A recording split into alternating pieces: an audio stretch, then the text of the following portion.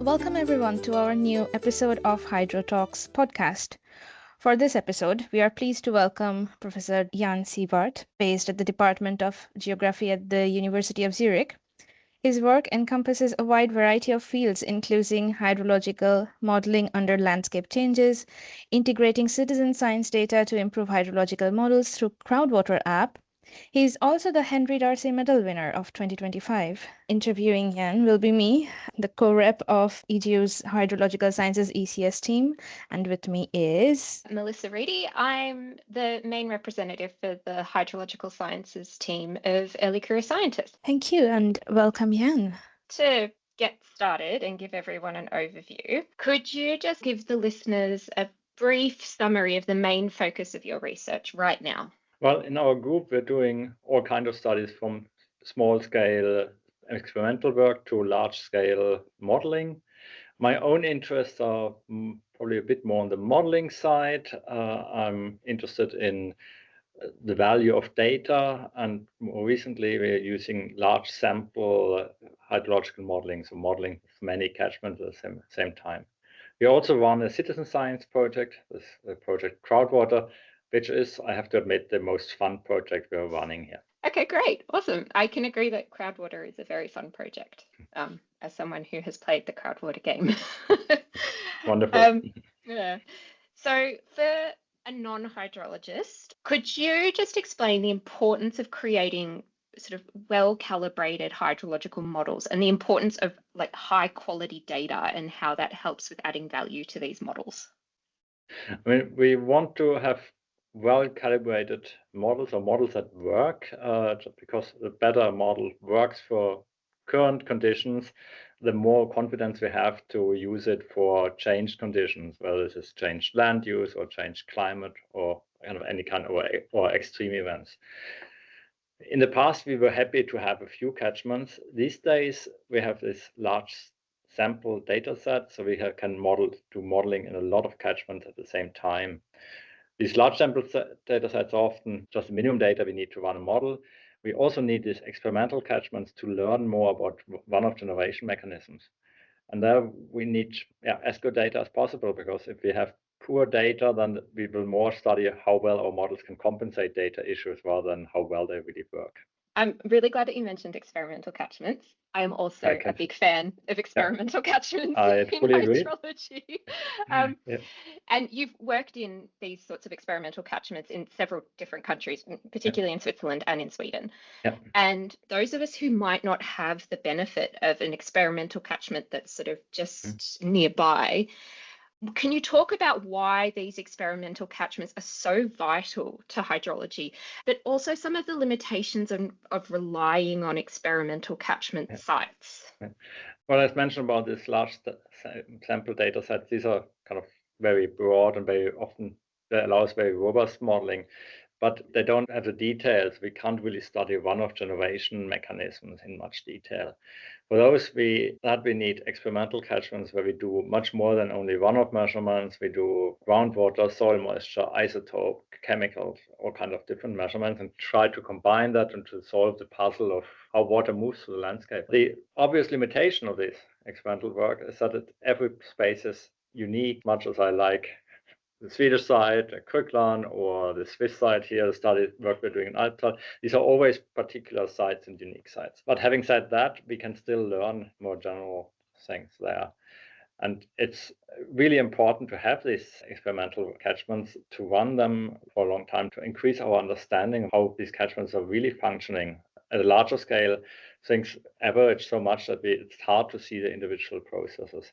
But we really need the small-scale experimental work. And we also need it for a long time, partly to see trends, but also to be sure that we measure when it's most interesting. Oftentimes, we are really interested in the extreme events, and they don't happen so often. But if we measure long enough, they will happen at some point. Just by having longer time series, we have much more variability. So it's really important to have this long time series in experimental catchment. So how are these catchment in terms of funding? Are they well funded? Is it hard to get funding to run this type of monitoring in experimental catchment site? Well, it's in general, it's getting more and more difficult to have this long-term funding. in the past, there was oftentimes some technician or positions for people who would run these catchments for a long time. These days, it's much more project-based, so we always need to come up with new, interesting questions. It's always a bit of a puzzle, and unfortunately, it's getting harder to have this base funding just to run basic infrastructure. It's good to have synergies. Quicklime catchment is a good example for that. The Alptal here in Switzerland is another example, where by joining forces, we can create synergies between different groups. But funding these experimental works is a constant struggle. Can you clarify why is it important that we look at these things in this smaller scale instead of not using a big regional scale data? And have you found any difference in pattern when you look at things in a smaller scale compared to looking at things in a larger regional scale? Yeah, that's a valid question. One example, when looking at somewhat larger scales, I thought, well, when moving from Sweden to Switzerland, I thought, well, these catchments are working more or less similar. Snow melts, runoff goes up, groundwater level goes up, so that's fairly similar.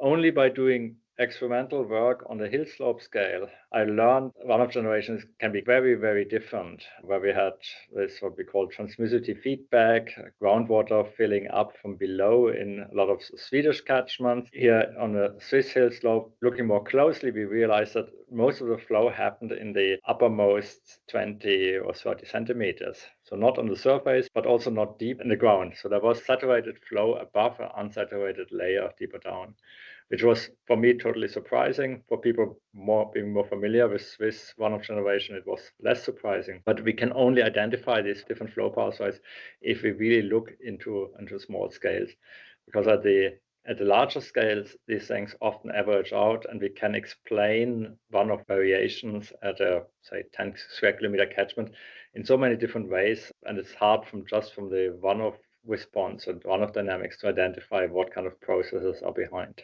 In that case, if there are so many differences in the smaller catchments, when you try to make a bigger global models, then how do you take account of all those small scale differences? It must be so chaotic, right?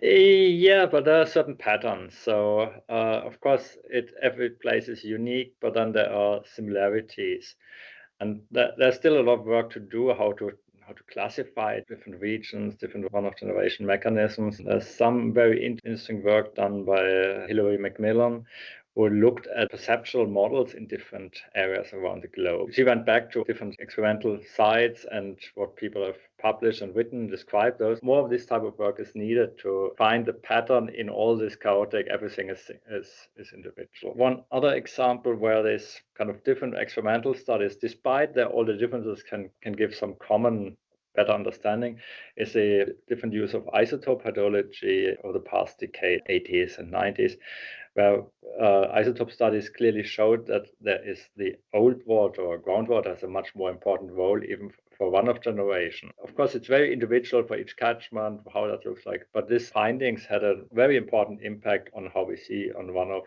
generation in general. Awesome. Okay, so I couldn't pass up the opportunity to ask you a question about the RIM model. So you and Kevin Bishop wrote one of the pivotal papers about stream and riparian chemistry, and you use the riparian flow concentration integration model, which is termed as RIM. And RIM still informs research in riparian zone science, particularly in boreal landscapes. But boreal landscapes are undergoing really rapid changes in precipitation regimes and the frequency and severity of dry and wet spells. So how does RIM fit into this new sort of normal that riparian science is now having to sort of adjust to? And how does your current research address riparian zone connectivity in the context of changing climates? Yeah, I mean, riparian zones are very important because they give the fingerprint before the water's entering the stream. So whatever happens there is you see it directly, and things might, especially, well, it's somewhat different in different settings, but especially in the Swedish setting, it's really what we see as something happens before, but then it flows through the riparian zone, and that gets the final signal. And the RIM model is this kind of very simple explanation of the variations in DOC that we see in the streams. So basically explaining the variation we see in the stream by variations of flow pathways in a vertical way. Of course, if the dynamic of the groundwater because of climate change, that has then direct implications of flow paths and thus the water chemistry. So changed flow paths change also the water chemistry. Of course, we had to realize WIM is a very simplified way. It worked fine for the explanation, but there's also horizontal variations, and that's what then other work in the Kirkland area was this idea of drips, so variations along the stream.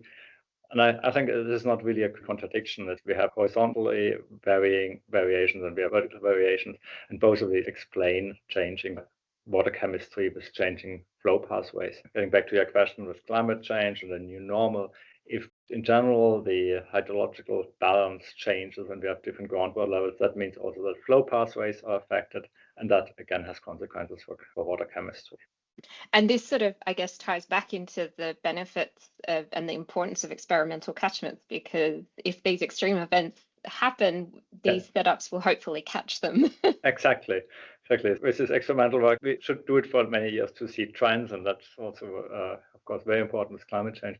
But it's also for the extreme events, we need to be ready to measure some things after running something, catchments for a few years. You could say, well, it's not so interesting anymore. But next year might be the year with an extreme drought or extreme wet condition. And it's difficult to start to wait and then realize, oh yeah, this year we should have measured. So in that way, it's good to keep on if possible. To go back to the point about funding, where is the gap of convincing lacking? Why can we not show the value of funding these catchments? Unfortunately, science receives less funding in general. In previous years, there was more of this base funding that universities or agencies had just a certain amount of money, and you had technicians which were permanently employed, and they could go do a lot of these field measurements. These days, it's more that all of that is done by PhD students or postdocs on shorter contracts. It's more difficult to keep the continuity. We always ask or require them to come up with new research ideas to maintain some network. Okay, so besides being a really interesting hydrologist, one of the reasons that we wanted to interview you for the HydroTalks podcast is because you have also served as a supervisor for many, many PhD students, and you've taught in several different PhD courses. And so how do you approach your role as a supervisor for students? And are you sort of a different supervisor now compared to when you were starting out? Probably I am. I still have probably similar values, but of course with experience you learn by every PhD you supervise. One of the most important points is to realize that PhD students are different, and every PhD student has unique skills and a unique situation, and therefore also requires a different types of support. Sometimes you need to ensure that a PhD student focuses on one thing because she or he might have too many ideas, and sometimes you have to help to come up with ideas. So this is very, very different, and some struggle with writing, others struggle with data analysis. So it's very, very different, and I think that is also important to realize. My goal as a supervisor is always to make sure that a PhD student performs at her or his best, but what the best is can vary a lot. You're a hydrologist in your professional life, but water actually plays a big role in your non-professional life. You really enjoy skiing and running alongside rivers. So over your career, how have you tackled the sort of challenge of work-life balance, to use that kind of generic term? Yeah, well, I'm probably not very good at that. The boundary between what people might call work and the rest of the life is very, very fuzzy for me.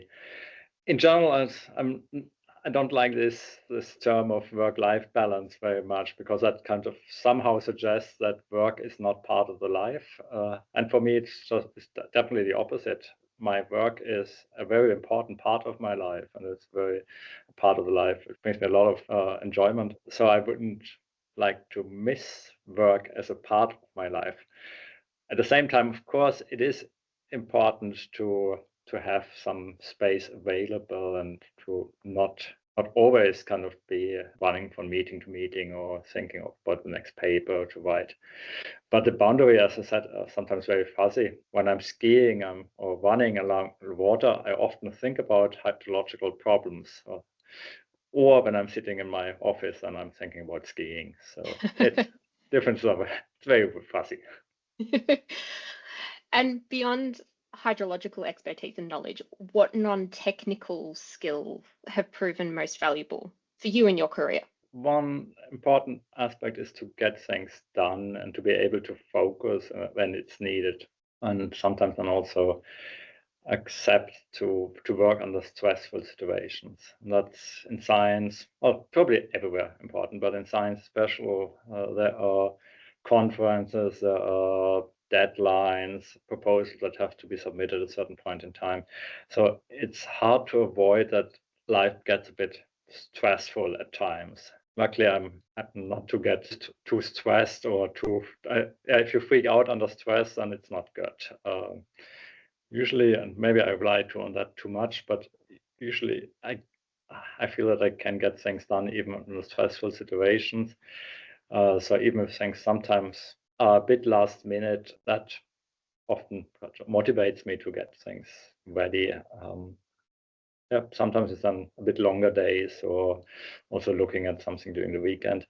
But being able to focus on that and getting things finished, even if it gets a bit stressful, is an important part of being a scientist. Okay. I can also just anecdotally say that one of the best examples of your non-technical skills that I've ever seen is a couple of years ago. I think I emailed you regarding a course or something, and you had a automatic reply set up for when you were on vacation, and it was the most detailed automatic reply email I've ever seen. It was amazing. It was sort of, if you have questions about this, you can go here. If you have questions about this, you can go here. Yeah. And so I think that sort of level of consideration is also a good non-technical skill. Yeah. So we are also kind of excited to talk to you about your work establishing the Outstanding Student Poster Presentation Awards as part of the EGU. So there is a large proportion of ECS that are members in the EGU, and we provide substantial input in organising the annual General Assembly and lots of other activities. So we would love to hear about what was your motivation behind emphasising the role of ECS as well as the OSPP awards when you initially established these. Yeah, well, it's many years ago, and I was at that time very much complaining about the role of posters at EGU, which were kind of seen as second class and so not getting so much attention. And I was complaining to different people. So then this idea came up of giving a poster award for the young scientists. And because I was complaining so much, it was natural that I was asked to run that. The first 2 times I was still in a time when the EGU was in Nice. It was a lot of uphill battle because nobody knew about this award. I had to convince people to participate. I had a lot of emailing, a lot of running between people. The EGU people didn't know, the information desk didn't know. I had to inform everyone. So it was kind of a lot of talking. But then it catched on, so it got more established in hydrology, and other units at EGU took the idea over and are not also participating, and it really has been growing. And I know it most on the hydrology side. I was lucky that a lot of really good people followed me in this role of leading and organizing the poster award for the young scientists. So it has is now really working extremely well, extremely smoothly. It has been implemented in the online system. So when we started, we had only paper forms. So it really has improved a lot. And seeing how well it runs, that's great. I think it's probably one of the best things I've the best investment of my time I've done in my scientific career in terms of impact, because that just really catches on. So super nice to see that, and each year I'm so happy when I see the post award being won. Similar, an extension of that is that there's many early career researchers who have big ideas, but generally we're short on time, or we lack resources to act on these big ideas. Yeah. And so what would your message be to the ECS out there who do have big ideas and want to act on them? Well, one thing is to keep believing in your ideas and to keep trying. But then also, I would say, think big and do as much as you can. So sometimes the not being able to do the big things should not hinder you from doing at least a few steps. So even the largest journey starts with a few steps, saying, or you should not just be frustrated just because you can't save the world. If you can do a little bit, put a bit of pieces to the puzzle. And then it's probably also what is needed is some kind of frustration tolerance. You need to try again, and of course we are often rejected, but should keep on trying. Frustration tolerance is a great term. Yeah. That's a really good term. I'm going to use it. So we have 2 more questions, and we ask everyone on the HydroTalks podcast these questions. Mm-hmm. So the first one is in your view, what was the biggest breakthrough in hydrological research in the last 10 years, and what do you think the biggest trend in the next 10 years will be? Okay.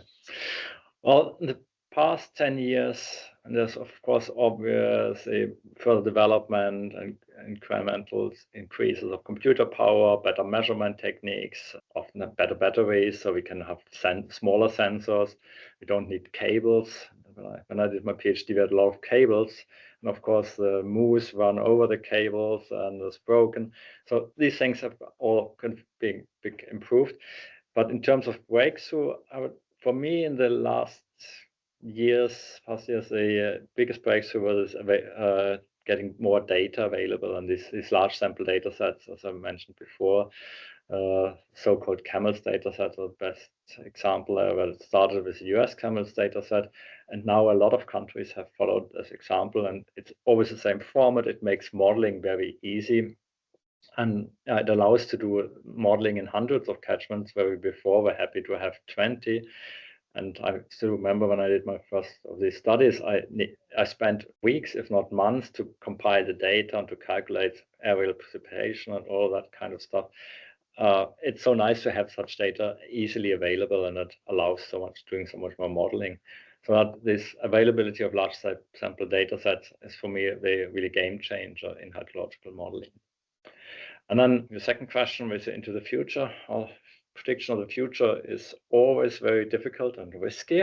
I think one thing that will become more and more important, and already is important, is artificial intelligence and machine learning approaches, and how we deal in hydrology with that. There are certain things that are very promising, very interesting, but there are also limits what can be done with that. And I think that will continue to kind of be an important question in the coming years. When it comes to more what's in relation to society, I think water quality, and especially micropollutants, PFAS and microplastics and all that, will become increasingly important, because the water quality is a really issue, and we can't take it for granted. So understanding how micropollutants move through the landscape will be a very important question. Okay, and our final question is for the early career scientists out there. What is the best piece of career advice and the worst piece of career advice that you've ever received? Well, I think the best advice, and this direct advice or by watching colleagues which I admire, is that it's important to have fun in what you're doing, to stay curious about things, to enjoy and to choose things that you think are fun, because then everything goes easier. Also, of course, surrounding yourself with people you enjoy being with is good. And this is a privilege we have in science. We can choose who we collaborate with. And I mean, I feel very super privileged to have so many nice people around me who I really enjoy being with and doing collaboration with. When I started in Switzerland, former professor gave me the advice, well, people treat you as you treat them. And in general, I think this is true. Worst advice is much more difficult. I tend to forget the bad advice I get, but sometimes it's said that you should only do what gives direct brownie points and only look directly on the benefits. I think that this is sometimes you shouldn't do things that are not beneficial for your own, but making you happy can also be part of being beneficial. And looking only and focusing too much on what gives you the brownie points for your next step in the career makes you probably less happy and is also very short-term thinking. It's a really good answer. So thank you. That's the end of our interview, Jan. Thank you so much. Oh, thank you for having me. Yeah, it was great. Thank you so much.